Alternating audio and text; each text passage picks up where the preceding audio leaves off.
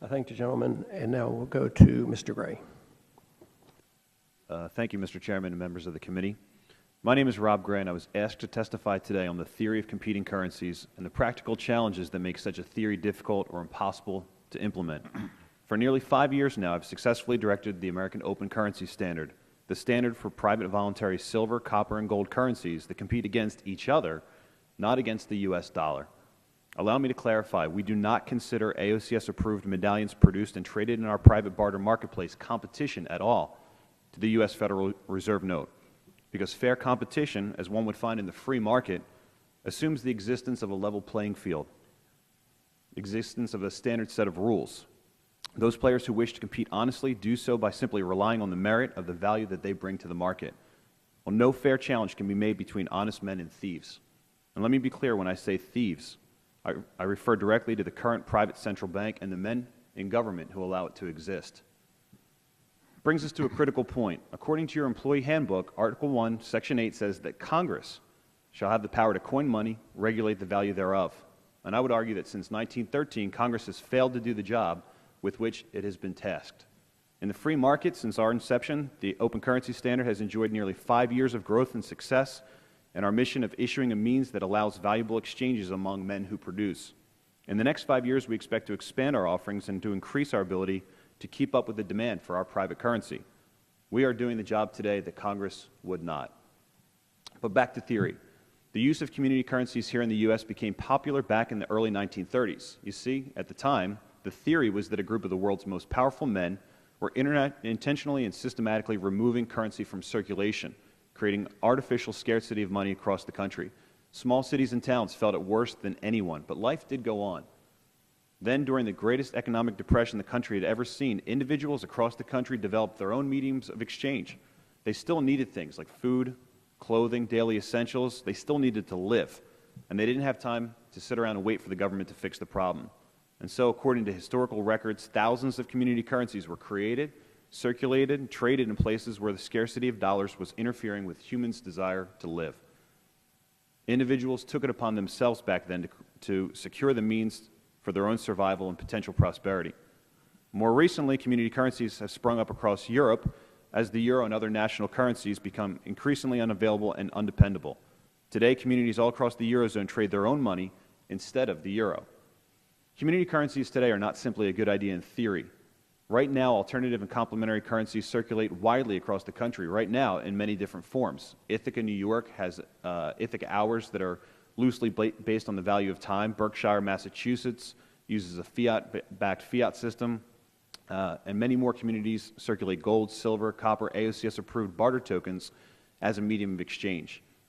As for the practical challenges in the issuance and circulation of complementary currencies, there are plenty. In a voluntary system, those that participate in the trading of private currencies must deal with the possibility of counterfeiting, fraud, scarcity, acceptance, accounting, storage, and other issues, all without the luxury of Big Brother holding a gun to anyone's head to ensure their success. But even with all these risks, the market still moves on. As in any free market, good ideas circulate with success, and bad ones eventually fade away. Participants voluntarily choose to accept and circulate the highest quality currencies in exchange for their best production. Merchants accept complementary currencies based on the premise that someone else is willing to do the same thing later. Issues arise and are worked out by the market with only one light to guide them: the mutual exchange of value. No guns, no laws, no force, just the willingness to think outside the box and act on principle. Complementary currencies are not new in theory or in practice. Private currencies circulated long before governments erected themselves to interfere. What's new, however, is the public's apathy towards the government, the Federal Reserve, and their policies. You've managed somehow for the last 100 years to convince the citizens of this country that you're relevant. But now, just recently, we're beginning to see the tides change on this, and once it catches on, you'll be rendered completely obsolete. The greatest hurdle you'll face over the next 100 years is trying to convince we the people that you're still necessary, in spite of their failures to get the job done. Sure, some will rely on you for handouts. It's what they've always known their entire lives, and they'll be slaves right up to the point of their own destruction. But they don't know any better, and I don't blame them for their ignorance. In the future, you'll not have to worry about million-man marches or citizen journalists trying to catch you on camera. What you need to fear is no one paying attention to you. The next American Revolution will be fought with not with bullets and bombs, but instead it'll be one with the opposite consciousness. To that end, I'm here today to propose a solution. My understanding of this committee is that you want to be part of the solution. You want to believe that you're doing something good for the country. And so today, the greatest gift that you can offer to the people that you clearly represent, not to the legislature, but directly to the public, is what I call IR 1207, Individual Resolution 1207, commonly referred to as Ignore the Fed. Store your wealth in silver. Bank with non-fractional banks that pay real money on deposits. Use the card service network to satisfy dollar obligations. Do not try to compete with the Federal Reserve System. Simply ignore them. I ask you to leave the Fed their Federal Reserve notes and leave us our gold, silver, and copper. Do not push to redefine whatever representations we choose for our wealth. Let the Fed do what it wants with their legal tender so long as they leave our money alone. I warn you, honest money legislation is a wolf in sheep's clothing. The greatest thing this body can do is exactly what it's done so far. Absolutely nothing. All I ask is that you stay out of the market's way. The people in our world are very happy to go right along saving you from your own destruction by producing value against all odds, regulations, codes, and challenges that you throw our way. But leave our money alone. It doesn't belong to you, and it never will. The bottom line is very simple. Humanity is not going to wait for permission to survive. Things that cannot go on forever simply won't. The market will move on with or without you. And based on your rate of success to date, our preference is certainly without you. Thank you for the time.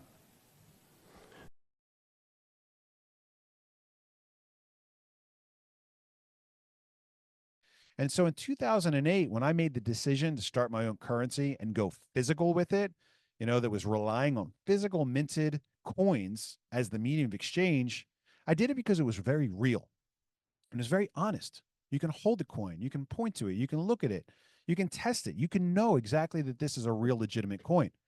So when cryptocurrency came out, it was kind of natural and understandable that I was skeptical about it, as I'm sure you were skeptical when you first heard about it as well. Now, some people weren't skeptical. They got it right away. Maybe they were young, maybe they were tech oriented, maybe they understood digital economies. Maybe they got in early and they got rich and they're gone. Or maybe they got in early and they made a terrible mistake and threw their computer out in a landfill and they're still hunting through that landfill today, digging out trash, trying to find that magic hard drive. But whatever it is, we missed it. And what we didn't understand back then has all of a sudden, over the last 10, 15 years, become a multi-trillion dollar industry. And I would even argue that the industry is brand new and it is just getting started. But I missed it. Let's take another look real quick at what we missed, because when I got into making my own currency, I read an article by this great guy named Jason Hummel, member of our community today. Maybe he's out there on tonight's call. Let's scroll down and find out. Yes, he is out there. Hi, Jason. Good evening. I read an article and it said that anything that was going to be used as good money had to have three traits, three properties. There were always going to be three values of good money. Number one, it was going to be a good medium of exchange. You were going to be able to pass it easily from one person to the other. And I can easily toss you a silver or gold coin. It's very easy. For anything to be good money, it had to be a good unit of account, which means that I need to be able to count this thing easily. If I weigh it, I can check the exact weight. If I stack 2, 3, 5, 10, 20 on top of each other, I can quickly tell that there are 20 there. And it had to be a good store of value. And of course, if we look at the historical value of gold and silver over the last couple thousand years, we look at it and say, yeah, it's held its value over time. Maybe it's even gone up a little bit in value. So anything that was good money had to have those three traits. So let's pause for a moment and evaluate cryptocurrency, specifically Bitcoin. In that light, let's take a look. Is Bitcoin a good medium of exchange? Well, today I would argue that Bitcoin is a flawlessly perfect medium of exchange. I can send any amount of Bitcoin from here to the other side of the world and back in mere moments. Bitcoin's kind of slow, a little expensive. So let's say Litecoin. I can send any amount of Litecoin from here to the other side of the world and back in seconds. I can do it practically for free. And here's the best part of all. This is the best part. I can do it without even having to go through FedEx or UPS or the Postal Service. I don't even have to go through a bank to do that. I can do it at 2 a.m. if I want. And that value is there on the other side of the planet almost instantaneously. What a profound idea to think of this form of value, this form of money, as an unstoppable medium of exchange. It's flawless. Number one, let's think about cryptocurrency. Let's think about Litecoin as a unit of account. I can look at my wallet and I can tell exactly how many Litecoin I have. I can go to a Litecoin block explorer and I can figure out exactly how many Litecoin have ever been made. I know exactly where they are. I know exactly what wallets those Litecoins are residing in. I can take one Litecoin and I can shatter it into a million different teeny tiny mini Litecoins almost instantaneously and almost for free. I mean, think about what things were like when I was manufacturing silver coins. If I wanted to take a big 1,000 ounce silver bar, I'd have to melt that down into to the tub of water and turn it into casting grain. I'd take my casting grain and cast it out into a long strip. I'd take my strip and I'd roll it out into a thin strip. And then I'd have to punch my blanks out. I'd have to rim those. I'd have to anneal and polish them. I'd have to clean them, wash them, dry them, and then finally I could stamp them. That's a lot of work to take a 1,000 ounce bar of silver and turn it into 1,001 ounce rounds. But I can take a Litecoin and I can turn it into 1,000 mini Litecoins instantly and almost for free. It is a perfect and flawless unit of account. But here's the thing that got me stuck for years. Remember, I learned about this in 2012, right? Or before. And it wasn't until 2023 that I finally took off my horse and buggy gold and silver blinders and thought about number three. Is it a good store of value? Gold and silver have held their value over thousands of years. They clearly are a good store of value. But I can never wrap my mind around that last trait of good money. Is cryptocurrency, is Bitcoin a good store of value? And as I pondered that question, because we think about this volatility, prices up and down. When I launched my exciting coins back in 2017, Bitcoin was at $20,000 and then it crashed all the way down to $3,000. You can't use something that's that volatile as money. It just doesn't work. But what I misunderstood back then was that store of value doesn't mean that it's not volatile. Anything that's good money that's going to be a good store of value means that you can use it to get things later. That's all it means. Store of value means that I can trade it out later to get something that I find valuable. I can't eat my silver coin. I can't take an ounce of gold and I can't put it into my gas tank for fuel, but I can take those coins and I can go down to a pawn shop or a coin shop and I can sell those and turn them into money, which I can then use to buy food or gasoline. All those gold and silver coins are designed to do is just hold on to my value until I'm ready to spend it. And so what I was missing was that store of value doesn't mean that it's not volatile. There are lots of things out there are volatile. Currencies come and go and crash all the time. What I failed to understand was that store of value meant that you could use it later to get what you want. And what I failed to realize as I'm sitting there with my blinders on the gold and silver horse and buggy is that this Bitcoin freight train went flying past me. Because today you can spend Bitcoin at 54 million plus merchants all over the globe. 54 million merchants today. How, really? How? Why? Today, you can get a Bitcoin linked Visa debit card from a group like Coinbase and many, many others. And you can tap to pay with your Bitcoin store of value at 54 million places that take Visa MasterCard. And I never saw it coming. I was too focused on this physical aspect of money. And what happened to me in 2023, I finally saw the writing on the wall. I've been resisting this cryptocurrency thing for a long time. And I finally said, you know what? The world's not making any new gold and silver coin buyers. I'm basically selling fax machines over here.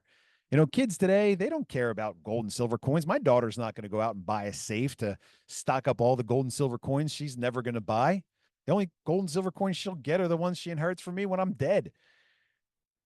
Kids are into games. They're into NFTs, digital collectibles, in-game tokens and currencies, things that they trade in different places online. That's digital value. And when that finally hit me, I said, I'm out. I'm not making any more coins. I sold all my factory assets. I got completely out after years of coin manufacturing. I was done. And I knew that I was going to get into cryptocurrency. I didn't know which one. I didn't know how. I knew that I was selling these great coins and they work perfectly. But I didn't know exactly what I was going to do next. But I remember that thing in 2017, all that excitement, all that passion, and all that energy that was there in the cryptocurrency because this crypto emerging technology, Bitcoin and all these other ones, this is like a bleeding cutting edge technology. And if we understand this technology early, just the same way that it happened with the US dollar when it first came out, if we get in on this thing early and we take the time to understand it, we've got an upside. We've got an opportunity. It took 20 years and an executive order for the US to go from gold and silver coins to the Federal Reserve note. Earlier you got in, the faster you got into that new program, whether you like it or not, the more opportunity and upside that you had. And it works the same way today with cryptocurrency. And I would argue that we are still in the very beginning of the digital currency future. Now, I'm not trying to convince anybody on this call in 30 minutes of what it took me the better part of a dozen years to come and understand. But I would like you to at least begin to open your mind to the possibility that cryptocurrency, number one, might just be the best form of money that we have today on planet Earth, maybe even possibly the most honest form of money. You can't make a fake Bitcoin. If I tried to send fake Bitcoin into your wallet, it would never get there.